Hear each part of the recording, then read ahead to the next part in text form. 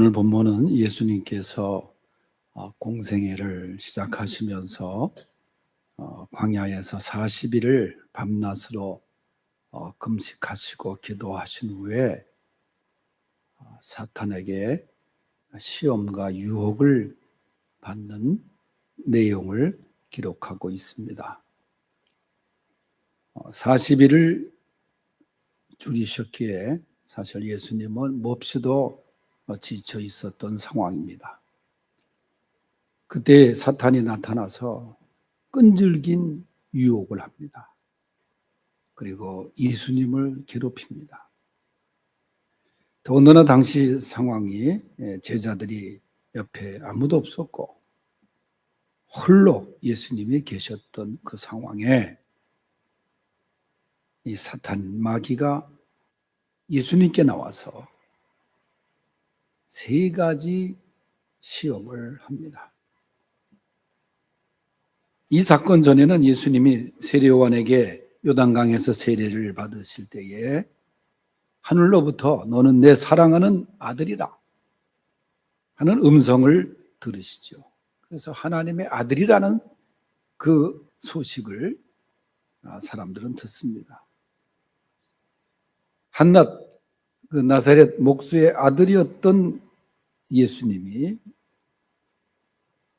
어느 날 갑자기 사람들 앞에 서서 내가 바로 당신들이 그렇게 기다리던 메시아라, 여러분 그렇게 외친다면은 누구 하나 거기에 귀를 기울이고 그럴 사람이 있겠어요? 주님이 이 공생애를 앞두고 이 엄청난 사명을 두고 하나님 아버지께 이제 기도를 통해서 그 문제를 해결하시기 원하셨던 거예요. 하나님의 아들이라는 그런 놀라운 하나님의 그 능력을 부여받고도 예수님은 스스로 홀로 광야로 나가신 것입니다. 광야라고 하는 것은 어느 곳보다도 한적하고 그 다음에 하나님과 이 대면하기 좋은 그런 곳으로 초대교회에서도 많은 사람들이 광야에서 또 당시의 수도원들도 이 광야에 많이 세워지면서 하나님과의 깊은 교제를 나누었던 곳이기도 합니다. 그러나 광야라고 하는 지역은 낮에는 아주 덥고 밤에는 몹시 춥기도 하고 그런데 거기에서 주님은 기도에 전념하시고 홀로 40일을 밤낮으로 철야를 하셨던 겁니다. 그것은 바로 무지하고 죄 많은 인간의 구원을 위해서 예수님이 그 길을 걸어가신 거죠. 그런데 이 40일 기도 후에 나타난 첫 번째가 천사가 아닌 마귀였다는 거예요. 그리고 예수님을 시험합니다. 본문의 배경으로 보아서 사탄은 예수님께 이렇게 유혹을 했을 거예요. 예수 네가 하나님의 아들이라는 것을 세상이 믿게 하는 아주 기막힌 묘안이 있으니 내 말대로 한번 해봐라. 그러면서 예수님을 시험합니다. 이런 시험 속에서 예수님은 마귀와의 싸움에서 통쾌하게 승리를 하세요. 그리고 하나님께 영광을 돌립니다. 오늘 이 시간에 우리가 예수님께서 받으신 그 시험, 그 유혹을 우리가 통해서 우리에게도 얼마나 많은 시험과 유혹이 있습니까? 우리 예수님에게도 시험이 있었는데 우리에게 닥치는 그 시험에서 승리할 수 있는 비결을 오늘 말씀 속에서 찾아 은혜를 나누도록 하겠습니다. 그 첫 번째 시험이 물질적인 시험입니다. 40일을 금식하신 예수님께 첫 번째 사탄의 동정 섞인 아주 관교한 음성의 시험이 다가옵니다. 그럼 원래 이렇게 유혹과 시험의 목소리는 항상 그럴듯하게 부드럽게 접근을 해요. 그 말이 뭐냐면 네가 만일 하나님의 아들이여든 명하여 이 돌들이 떡덩이가 되게 하라. 그러니까 사탄은 이미 알고 있어요. 예수님의 세례 받을 때 하늘로부터 하나님의 아들이라는 소리를 이미 들었어요. 하나님의 아들이라면 이 돌들로 떡덩이가 되게 해라.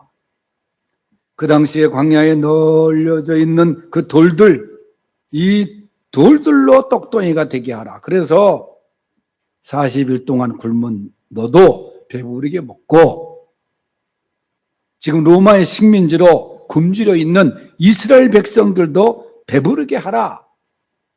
그렇게 사탄이 제안을 합니다. 여러분, 얼마나 그럴듯한 이야기입니까? 배고픈 이스라엘 백성들이 당장 해결할 것이 배고픔인데, 떡인데 사탄이 요구하는 거예요. 그거부터 해결하라는 거예요. 사탄은 항상 그럴듯하게 접근을 합니다.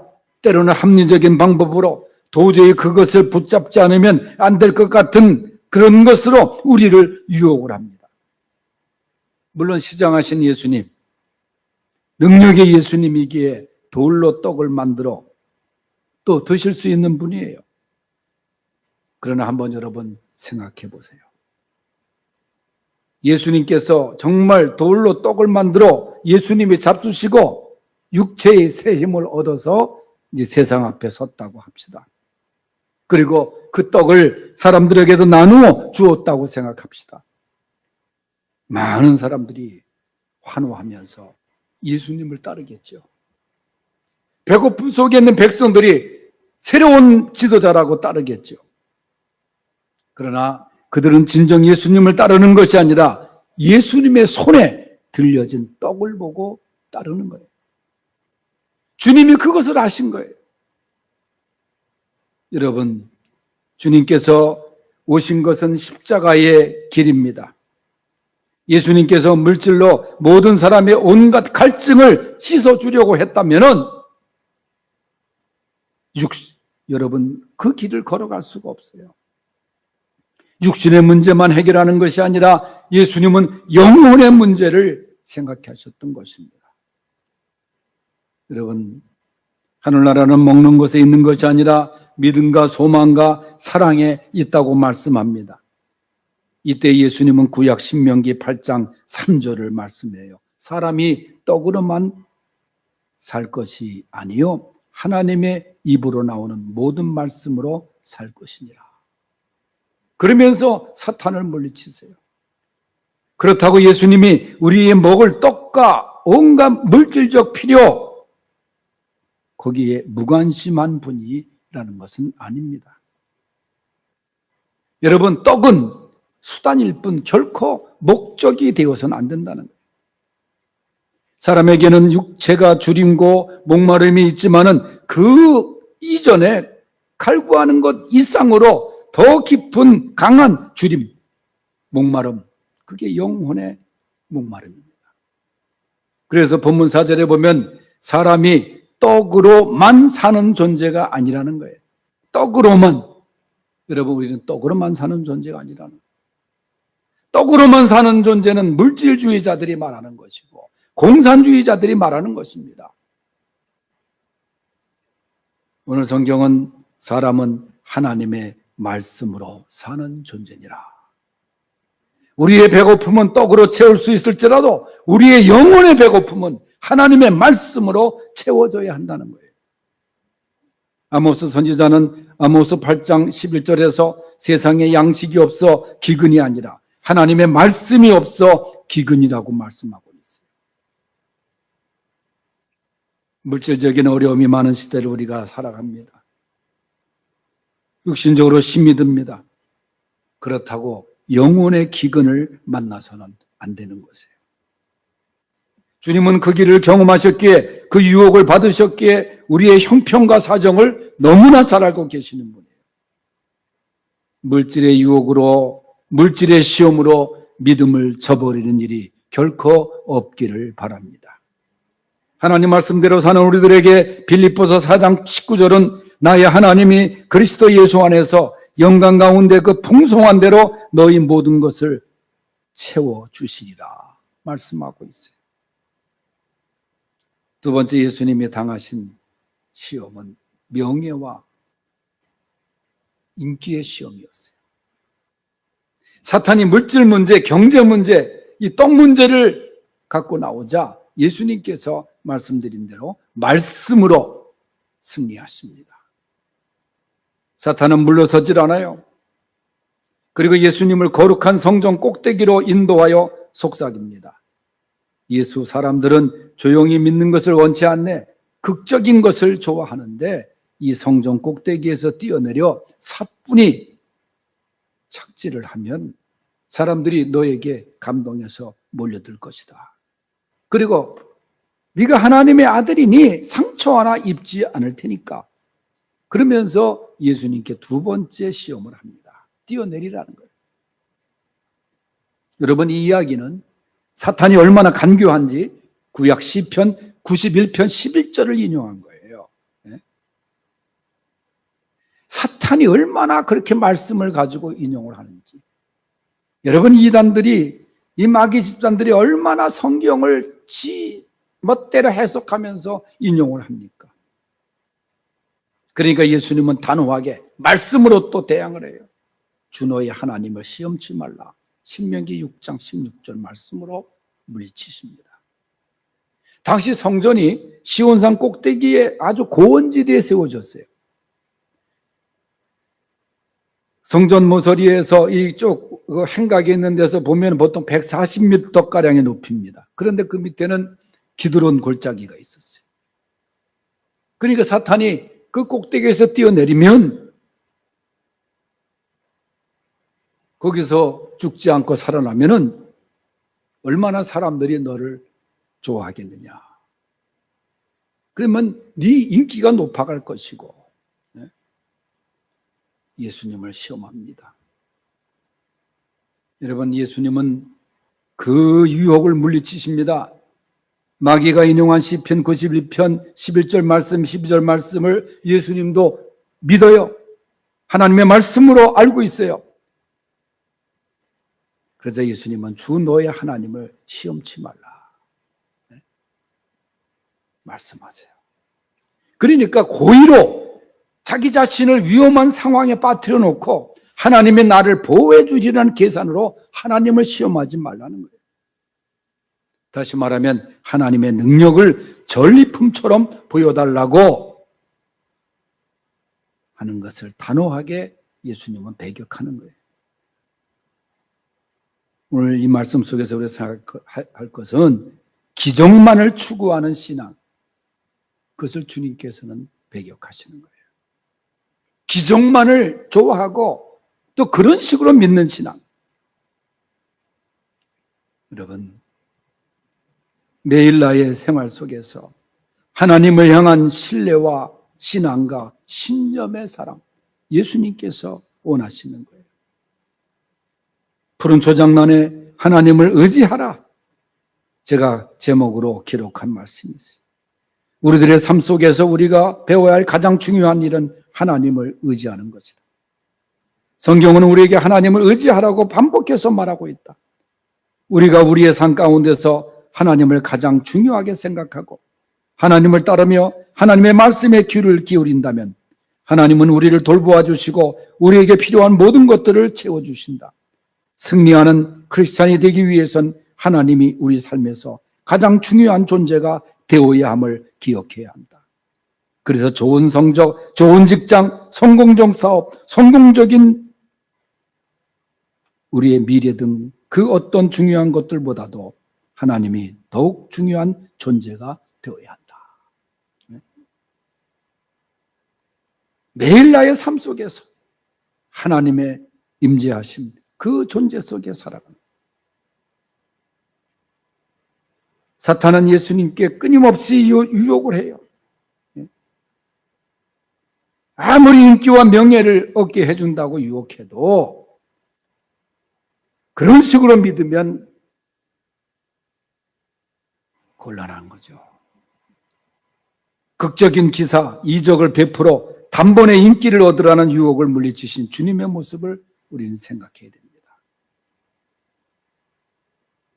우리가 믿음 생활하면서 받는 유혹 중에 하나가 이런 유혹입니다. 어떤 기적의 유혹. 고린도전서 1장 22절에 보면 헬라인은 지혜를 구하나 유대인은 기적을 구한다고 했어요. 기적을 좋아하는 백성들 앞에서 성전 꼭대기에서 뛰내린다면 얼마나 예수님의 인기가 높아가겠어요. 그러나 그것은 하나님의 뜻이 아닙니다. 하나님이 원하시는 일이 아니에요. 하나님을 남용하는 일입니다. 신성한 일 외에 하나님의 권능을 이용하는 그것은 잘못된 겁니다. 그러므로 기적만을 추구하는 신앙, 이것은 아주 위험한 것이에요. 예수님은 기적을 행할 수 있는 분이지만은 이 명예와 인기의 유혹을 단호하게 물리치신 분이십니다. 세 번째는 권력의 시험입니다. 가증스럽고 간교한 사탄은 또다시 예수님께 나타나서 예수님을 시험합니다. 그것은 손가락 하나라도 예수님이 엄청난 사명을 이룰 수 있다는 권력과 권세의 유혹이었어요. 그게 뭐냐면은 예수님을 지극히 높은 산으로 인도해서 천하만국과 영광을 보여주면서 사탄에게 한 번만 절하면 이 모든 것을 내게 주리라. 한 번만 절하면. 불의와 타협하면. 예수님은 그 어느 때보다도 강경한 어조로 사탄아 물러가라. 주로 너의 하나님께 경배하고 다만 그를 섬기라. 말씀으로 대항하세요.